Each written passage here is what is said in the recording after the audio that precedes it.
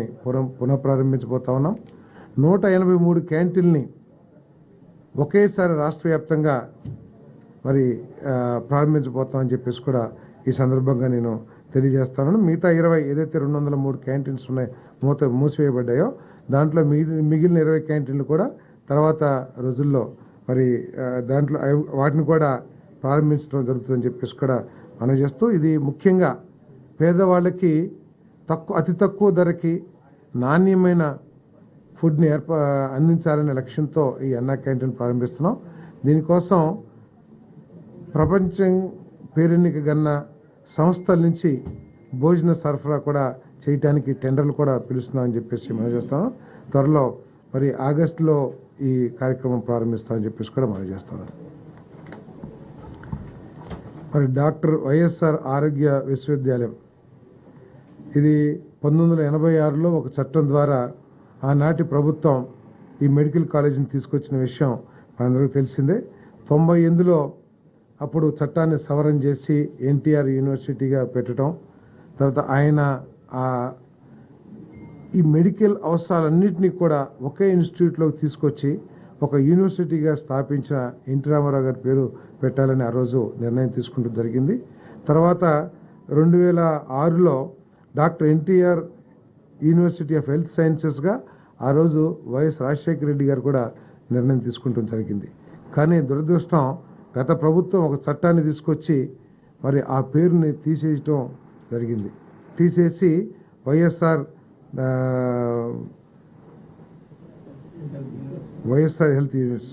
Health యూనివర్సిటీగా పెట్టారు. దీనికి సంబంధించి దాంట్లో పాస్ అయిన డాక్టర్లు కొన్ని సమస్యలు ఎదుర్కొంటున్న విషయాన్ని మన గద్దె రామ్మోహన్ గారు, అదేవిధంగా అచ్చెన్నాయుడు గారు, ఇంకా కొంతమంది ప్రజాప్రతినిధులు ప్రభుత్వ దృష్టికి తీసుకొచ్చిన ధర్మంలో. ఎందుకంటే సర్టిఫికేట్స్ ఇచ్చేటప్పుడు కొంతమందికి ఏమో ఎన్టీఆర్ హెల్త్ యూనివర్సిటీ అని, కొంతమందికి ఏమో వైఎస్ఆర్ యూనివర్సిటీ అని చెప్పేసి, తర్వాత కొన్ని సంవత్సరాలేమో ఎన్టీఆర్ యూనివర్సిటీలో చదివి ఫైనల్ డిగ్రీ అంటే కొన్ని సంవత్సరాల మార్కులేమో ఎన్టీఆర్ యూనివర్సిటీ మార్కులు ఇస్తుంటాయి, ఫైనల్ పాస్ అవుట్ ఏమో వైఎస్ఆర్ యూనివర్సిటీ. ఇవన్నీ కూడా సమస్యలు ఎదుర్కొంటున్నారనే ఉద్దేశంతో మరి తిరిగి ఆ యూనివర్సిటీకి డాక్టర్ ఎన్టీఆర్ యూనివర్సిటీగా పేరు పెట్టాలని చెప్పేసి మరి నిర్ణయం తీసుకుందని చెప్పేసి కూడా మనం చేస్తా ఉన్నాను. అదేవిధంగా మరి ఇప్పటికే ఉన్న అడ్వకేట్ జనరల్ గారు, అదేవిధంగా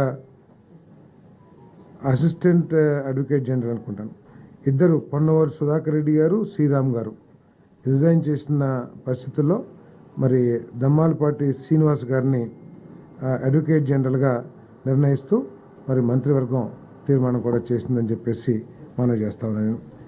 దీనికి తోడు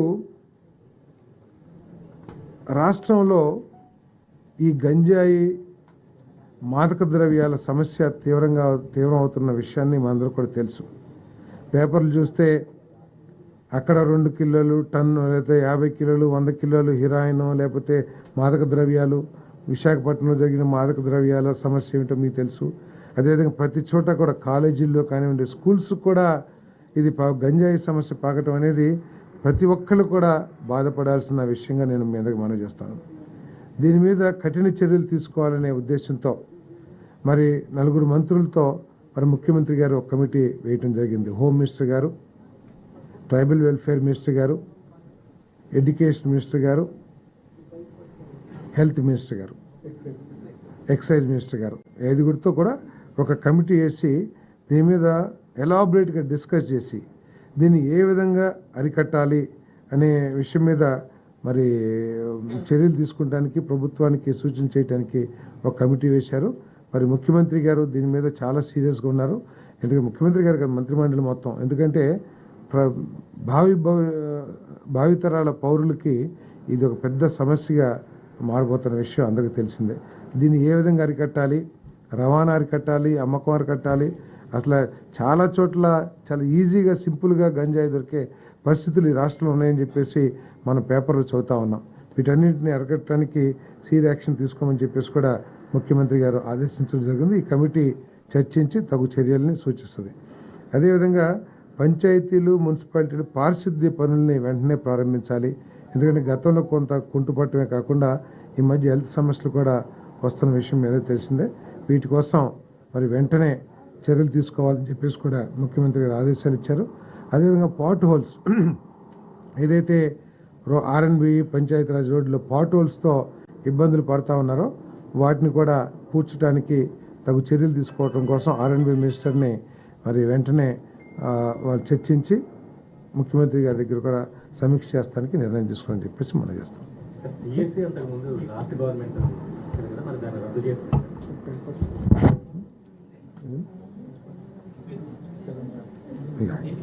కరెక్ట్. తర్వాత 7 వైట్ పేపర్స్ను కూడా ప్రభుత్వం విడుదల చేయబోతుంది. ఎప్పటి నుంచి? 31వ తారీఖు నుంచి. ఏదేదంటే 7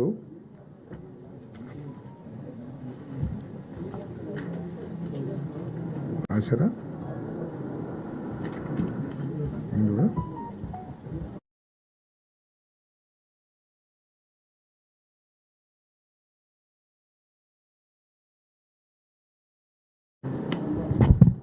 7 శ్వేతపత్రాలని విడుదల చేయబోతుంది ప్రభుత్వం.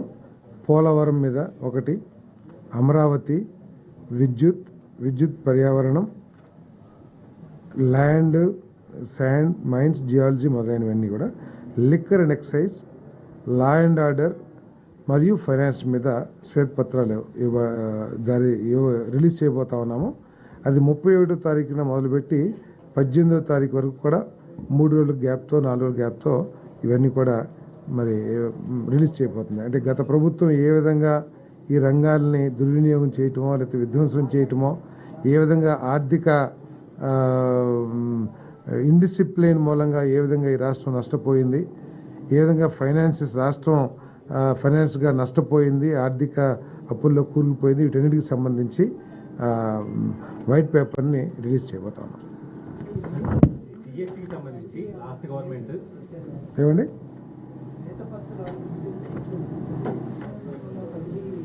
కమిటీ ఏం లేదు, ఆయా సంబంధిత మంత్రులు అధికారులు కలిసి తయారు చేసి ముఖ్యమంత్రి గారితో చర్చించి అవసరమైతే కేబినెట్ కొలీగ్స్తో కూడా చర్చిస్తారు.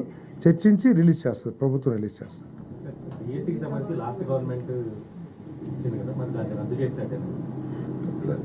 ఇచ్చింది, పరీక్ష నిర్వహించలేదు, ఉద్యోగాలు కూడా పరీక్ష నిర్వహించలేదు, ఉద్యోగాలు నిర్వహించలేదు అంటే ఆటోమేటిక్గా పోయినట్టే కదా. సో అన్ని కలిపి మొత్తం ఇందాక చెప్పే ఫిగరు 16,347 ఉద్యోగాలకి రిలీజ్ చేయబోతున్నాం.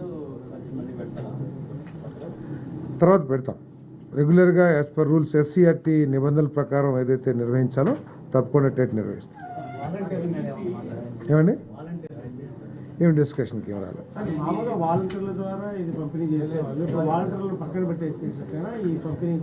వాళ్ళు కూడా వీళ్ళతో పనిచేస్తారేమో. ఇది సచివాలయం స్టాఫ్తోనే పెన్షన్లు డిస్ట్రిబ్యూట్ చేయబోతాయి. డోర్ టు డోర్ ప్రతి ఇంటికి కూడా సచివాలయ ఉద్యోగస్తుల ద్వారా మేము పెన్షన్ డిస్ట్రిబ్యూట్ చేస్తాం. వాళ్ళు ఏ విధంగా ఉపయోగించుకోవాలో అవన్నీ కూడా ప్రభుత్వం ఆలోచన చేస్తారు.